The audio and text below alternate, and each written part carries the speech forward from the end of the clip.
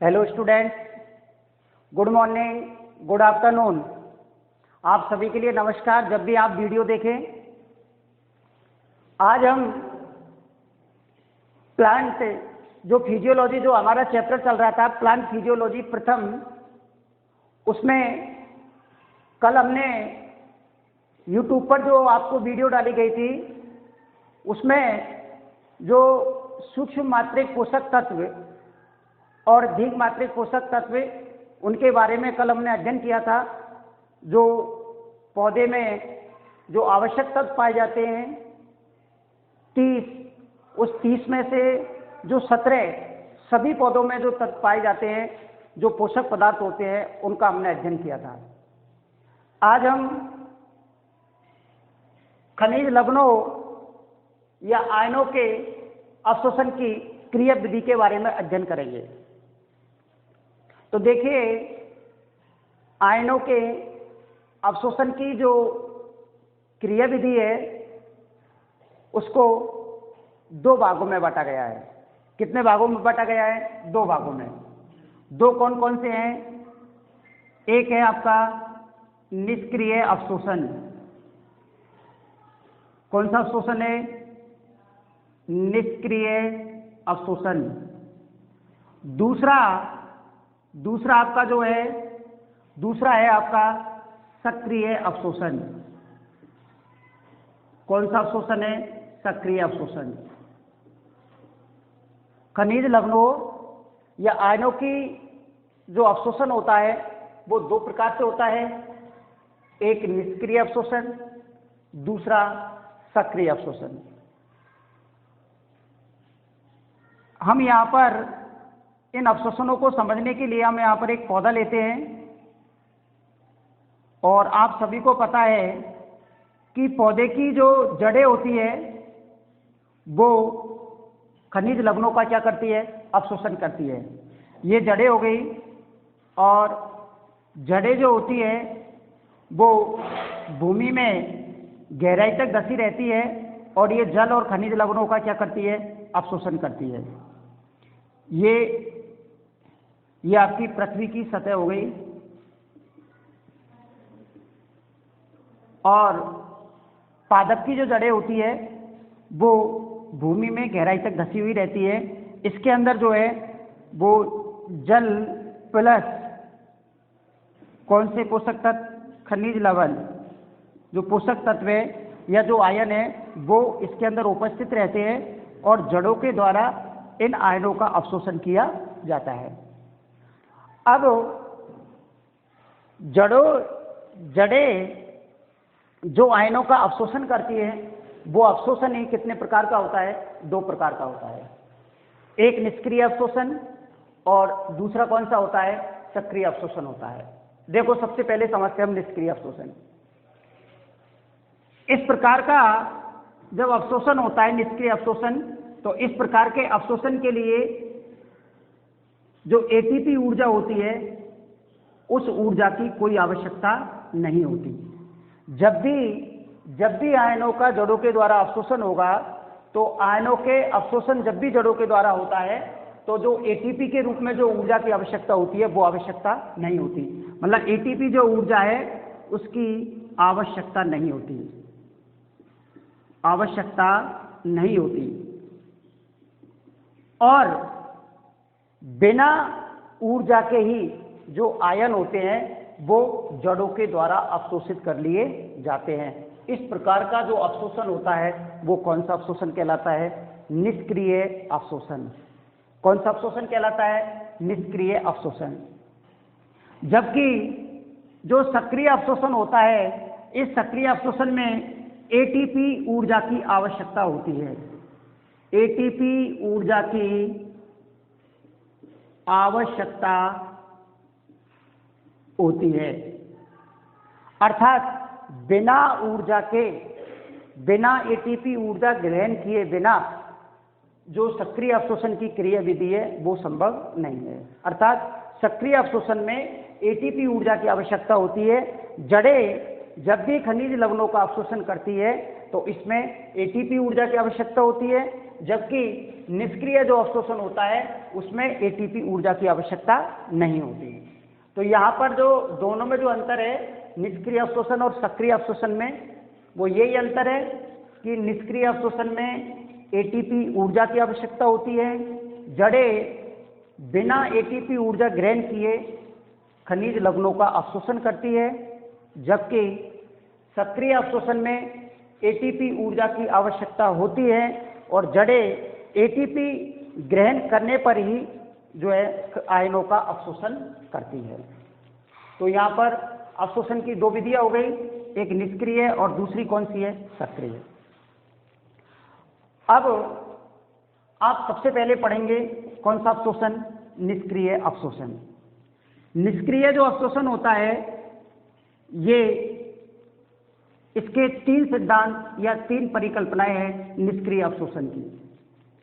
कितनी परिकल्पनाएं हैं, तीन कौन कौन सी है। इसकी जो पहली परिकल्पना है वो है संहति वाहक परिकल्पना। संहति वाहक परिकल्पना। इसकी जो दूसरी परिकल्पना है या दूसरा जो सिद्धांत है वो दूसरा सिद्धांत है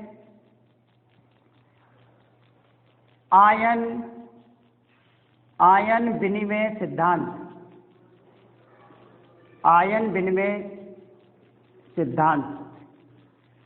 और तीसरा इसका जो सिद्धांत है, तीसरा सिद्धांत है इसका डोनन साम्यावस्था।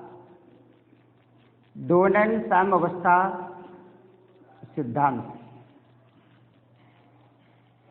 निष्क्रिय जो अवशोषण होता है उस निष्क्रिय अवशोषण की पूरी क्रिया विधि को समझने के लिए यहाँ पर तीन परिकल्पनाएं हैं। संहति वाहक परिकल्पना या सिद्धांत, आयन विनिमय सिद्धांत, डोनेन साम्यावस्था सिद्धांत। सबसे पहले हम अध्ययन करेंगे किसके बारे में, संहति वाहक परिकल्पना सिद्धांत। देखो संहति वाहक परिकल्पना में क्या बताया। संहति वाहक जो परिकल्पना है इसके अंतर्गत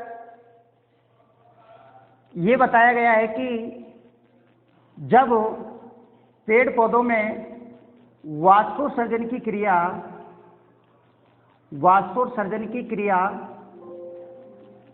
सर्वाधिक होती है। वाष्पोत्सर्जन की क्रिया कैसी होती है, सर्वाधिक। जैसे इधर देखो, हम एक डायग्राम से समझते हैं। एक पौधा लेकर के और हम इसको, ये पौधे का कौन सा भाग है, पत्ती वाला भाग, ये तना और ये आपकी जड़, और यहाँ पर उपस्थित हो गए आपके आयन। क्या उपस्थित हो गए यहाँ पर, आपके आयन हो गए। जब पत्तियों में वाष्पोत्सर्जन की क्रिया सर्वाधिक होती है, अधिक होती है, तो ऐसी स्थिति में जड़ें जो होती है वो अधिक जल का अवशोषण करती है। अधिक जल का क्या करती है, अवशोषण। तो जड़ों के द्वारा अधिक जल का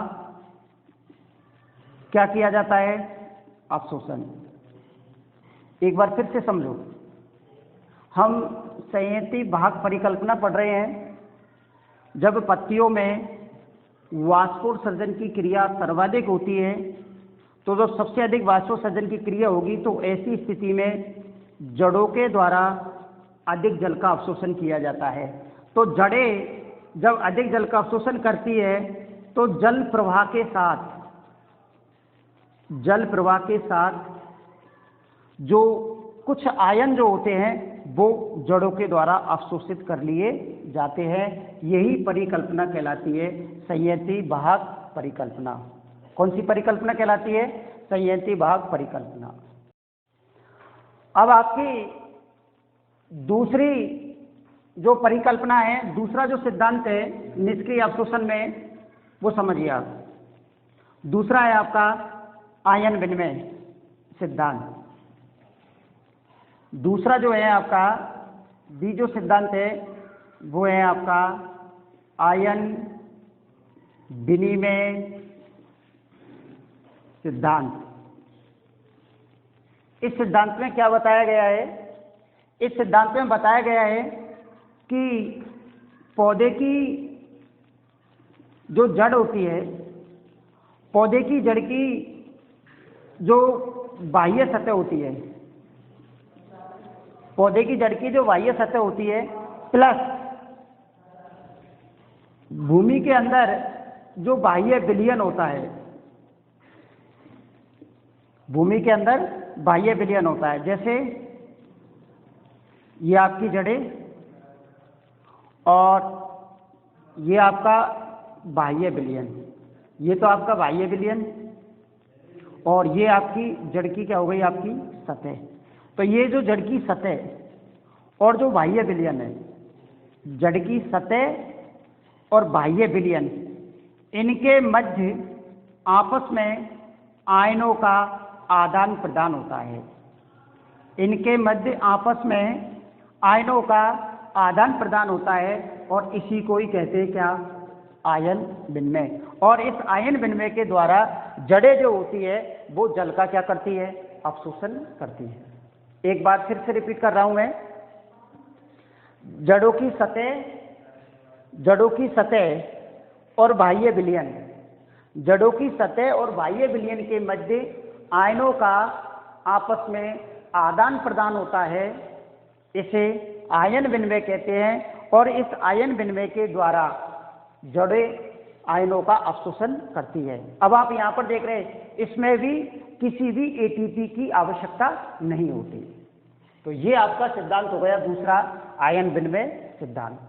और लास्ट जो निष्क्रिय अवशोषण में आपका जो सिद्धांत है वो है आपका डोनेन साम्यावस्था सिद्धांत।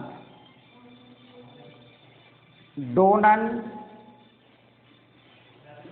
साम्यावस्था सिद्धांत, डोनेन साम्यावस्था सिद्धांत। समझिए इसको, इस सिद्धांत में क्या है? इस सिद्धांत में ये कहा गया है कि जो कोशिका होती है उस कोशिका के अंदर आयनों का आदान प्रदान होता है। आयनों का क्या होता है? आदान प्रदान होता है। आदान प्रदान होता है। एक कोशिका के अंदर एक ही प्रकार के जितने आयन बाहर निकलते हैं उतने ही आयन कोशिका के अंदर प्रवेश करते हैं। एक कोशिका में, मैं यहां पर लिख रहा हूं इस लैंग्वेज को, एक कोशिका में जितने आयन, एक कोशिका में जितने आयन बाहर निकलते हैं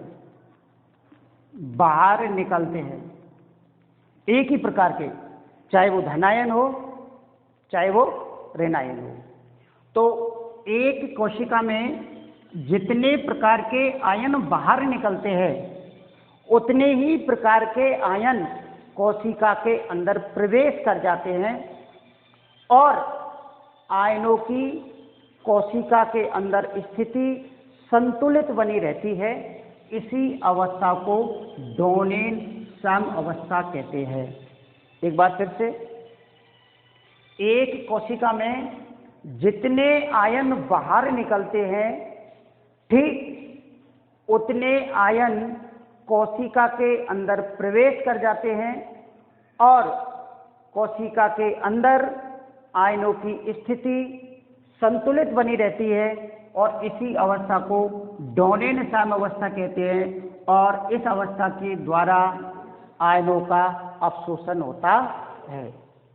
तो यहाँ पर जो निष्क्रिय अवशोषण है वो 3 प्रकार का होता है। एक संयुक्ति भाग परिकल्पना, दूसरा आयन विनिमय और तीसरा डोनेन साम्यावस्था। अब अगला जो हमारा आता है वो है सक्रिय अवशोषण। देखो बेटा, अब सक्रिय अवशोषण के बारे में अध्ययन करेंगे। तो दूसरा आपका जो आता है वो है सक्रिय अवशोषण। कौन सा अवशोषण है? सक्रिय अवशोषण। मैंने आपको इससे पहले भी बताया था कि सक्रिय अवशोषण में जड़ें जब भी खनिज लवणों का अवशोषण करती है तो उसके लिए एटीपी ऊर्जा की आवश्यकता होती है। बिना एटीपी ऊर्जा ग्रहण किए बिना जड़ें जो होती है वो आयनों का अवशोषण नहीं करती। ये जो सक्रिय अवशोषण होता है ये भी 3 प्रकार का होता है। कितने प्रकार का है? 3। उसमें पहला है संकुचनशील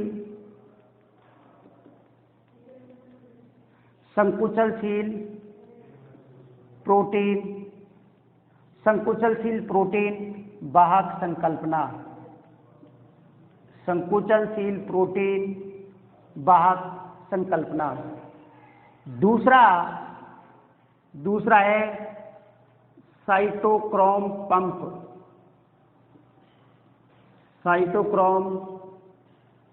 पंप। और तीसरा है वैद्युत रासायनिक प्रवणता। वैद्युत रासायनिक प्रवणता का सिद्धांत। तो यहाँ पर 3 है, संकुचनशील प्रोटीन वाहक संकल्पना, साइटोक्रोम पंप और वैद्युत रासायनिक प्रवणता। इनमें अगर मुख्य सिद्धांत देखा जाए तो ये जो संकुचनशील जो प्रोटीन वाहक संकल्पना है ये सबसे मुख्य सिद्धांत है इसका। तो इसको समझेंगे अब हम। संकुचनशील प्रोटीन वाहक संकल्पना। तो इसका हम अध्ययन करेंगे, संकुचनशील प्रोटीन वाहक संकल्पना का। देखो इसमें क्या होता है कि माना हमारे पास ये कोशिका है या कोशिका का समूह है जिसे ऊतक कहते हैं। जिसे क्या कहते हैं? ऊतक। ये हमारे पास ये ऊतक है। क्या ये? ऊतक। समझना इस बात को। ये जो झिल्ली है ये हमारी कहलाती है प्लाज्मा झिल्ली। कौन सी झिल्ली है? प्लाज्मा झिल्ली। आयन जो होते हैं जब इस कोशिका के अंदर प्रवेश करते हैं आयन, तो आयनों को इस प्लाज्मा झिल्ली से होकर के प्रवेश करना होता है कोशिका के अंदर। ये कोशिका का या ऊतकों का अंदर का क्षेत्र है, इसको बोलते हैं आंतरिक क्षेत्र। कौन सा क्षेत्र है ये? आंतरिक क्षेत्र, अंदर का क्षेत्र है। इनसाइड, अंदर की साइड हो गई है इनसाइड। हमारे पास जो आयन होते हैं, माना हमारे पास यहाँ पर हमारे पास बहुत सारे आयन हैं, जैसे K+, Na+, Mg+2, ये बहुत सारे आयन हैं यहाँ पर। क्या है यहाँ पर? आयन। ये जो आयन होते हैं वो इस प्लाज्मा झिल्ली को पार करते हुए और ऊतकों के आंतरिक क्षेत्र तक पहुँचते हैं। लेकिन ये जो प्लाज्मा झिल्ली है इन आयनों के लिए अपारगम है।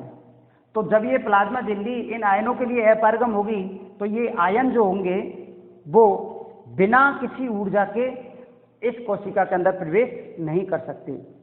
इसलिए ये जो सक्रिय अवशोषण है इसमें एटीपी के रूप में ऊर्जा की आवश्यकता होती है।